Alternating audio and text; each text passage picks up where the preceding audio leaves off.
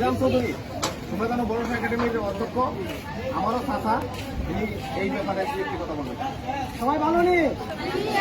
তোমাকে সালাম করে সবাই ভালো নি? আমরা এমপি সাহেবের নাম চিনো নি? এমপি সাহেবের নাম কিটা? শোনো, এমপি সাহেবের একটা কথা হইলো যে সোনারগাঁকে উনি আমার রাজধানী বানাইতে চান। তারই ধারাবাহিকতা আজকে ইকবাল আহমেদ সাহেব উচ্চ বিদ্যালয় উনি বলছেন যতজন ছাত্রছাত্রী আছে সবাই একটা করে আম গাছ দিবাই, সবাই যেন যত্ন করে পড়াশোনার, তারা যত্ন করে পড়াশোনা করতো আর যত্ন করে একটা গাছ লাগাইতো। তোমরা পড়াশোনা করবাইনি?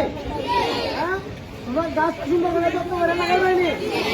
তবে উনি বলছেন যে তোমরা যদি ভালো করে পড়াশোনা করো, তোমাদের যদি টাকা পয়সা না থাকে, বই কিনতে না পারো, টাইম দিবেন, সব ব্যবস্থা করে সবাই বলো আমি বলবো গাছ লাগান, তোমাদের পরিবেশ বাঁচান, গাছ লাগান, গাছ লাগান, গাছ লাগান।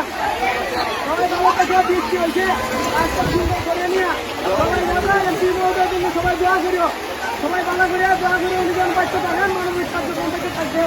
স্কুলের উন্নয়নের জন্য এমপি মহোদয়কে বলবো সর্বোচ্চ অনুদানের ব্যবস্থা আমরা করবো।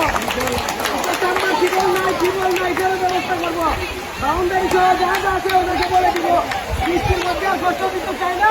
সবাই ভালো থাকো, ভালো করে পড়াশোনা করো, আস্তে আস্তে আস্তে আস্তে